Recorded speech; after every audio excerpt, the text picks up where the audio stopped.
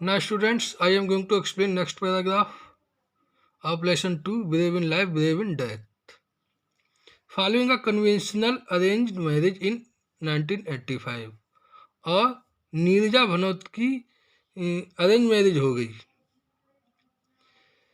She joined her husband in the gulf और उसने अपने हस्बैंड के लिए गल्फ में ज्वाइन किया. अंडर द स्ट्रेन ऑफ डोरी प्रेशर, और जो डॉरी प्रेशर था मीन्स जो डॉरी सिस्टम उसमें बहुत चलता था, उससे बाध्य होकर नीरजा रिटर्न होम. नीरजा अपने घर वापस आ गई. टू हर पेरेंट्स, अपने पेरेंट्स के पास. इन बॉम्बे, बॉम्बे में विद इन 2 months, 2 months में ही वो वापस आ गई. क्योंकि जब उसकी अरेंज मैरिज हुई तो उसके यहाँ उसकी फैमिली वाले लोग वो क्या करने लगे, दहेज प्रथा को मानने वाले थे, दहेज की डिमांड करने लगे. इसलिए वो 2 महीने के बाद अपने पेरेंट्स के यहाँ बॉम्बे वापस आ गई. Neerja was a women of dignity. Neerja कैसी औरत थी? एक बहुत ही स्वाभिमानी औरत थी. एंड स्ट्रेंथ, और बहुत ही पावरफुल औरत थी. मीन्स उसके अंदर कुछ स्ट्रेंथ थी, किसी से ना दबने वाली. She would not relent to pressure of dowry, और वह दहेज के प्रेशर को मानने वाली नहीं थी.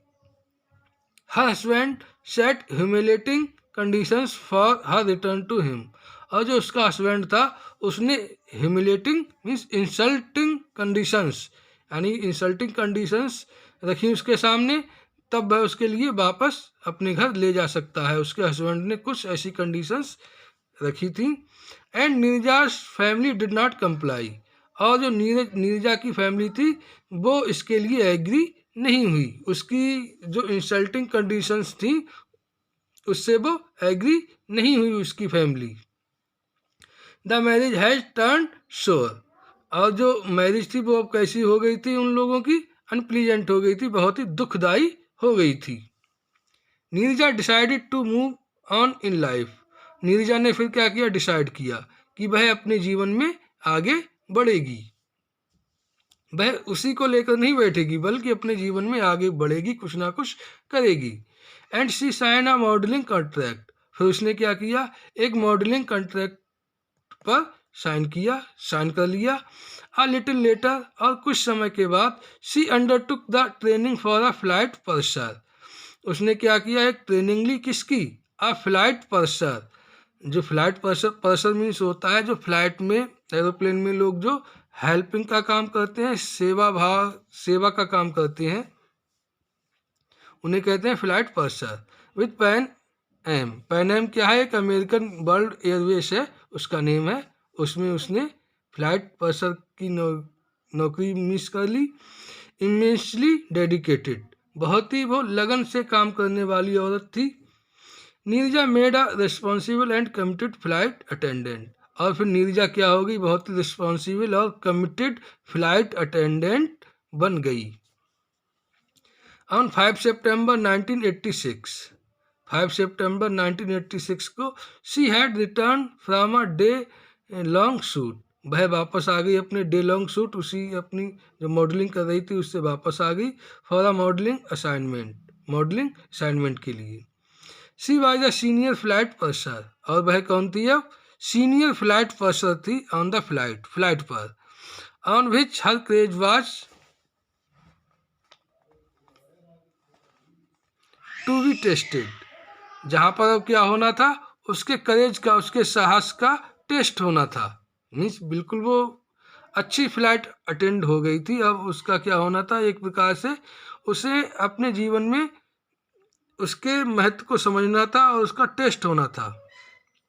The test that made her so very special to our country. वह टेस्ट जो हमारे देश के लिए बहुत ही स्पेशल था और बहुत ही मानवतावादी था. एट कराची क्या हुआ था? कराची में द प्लेन वाज हाईजैक्ड. जो प्लेन था वो हाईजैक कर लिया गया था. By 4 heavily armed terrorist. 4 heavily armed terrorist, आतंकवादियों के द्वारा, जिनके पास बहुत सारे शस्त्र थे, जिससे कि वो मानवता के लिए बहुत ही घातक थे.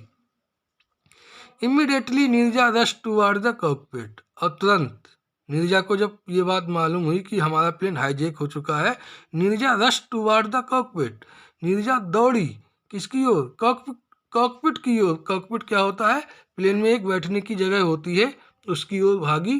To inform the captain, captain को इन्फॉर्म करने के लिए कि प्लेन हाईजैक हो चुका है। A terrorist caught her by her ponytail, एक टेररिस्ट था जिसने उसे पकड़ लिया था, जो उसके बाल थे उससे। But she manage to shout the hijack code, लेकिन वह किसी न किसी प्रकार से जो हाईजैक कोड था उसके लिए वो उसने ओपन कर दिया। Another flight attendant who caught the code, और जो दूसरा फ्लाइट अटेंडेंट था वो उस कोड को उसने समझ लिया और कन्वे इट अहेड, और उसके लिए आगे बढ़ा दिया, मीन्स उसके लिए दूसरे के पास इन्फॉर्म कर दिया। What followed was a traumatic experience for all those on board. कैसा उन्होंने फॉलो किया होगा उस दुखदाई एक्सपीरियंस के लिए जो उस बोर्ड पर थे, जो उस जहाज पर थे, उन सबको कैसा महसूस हुआ होगा। Thank you students.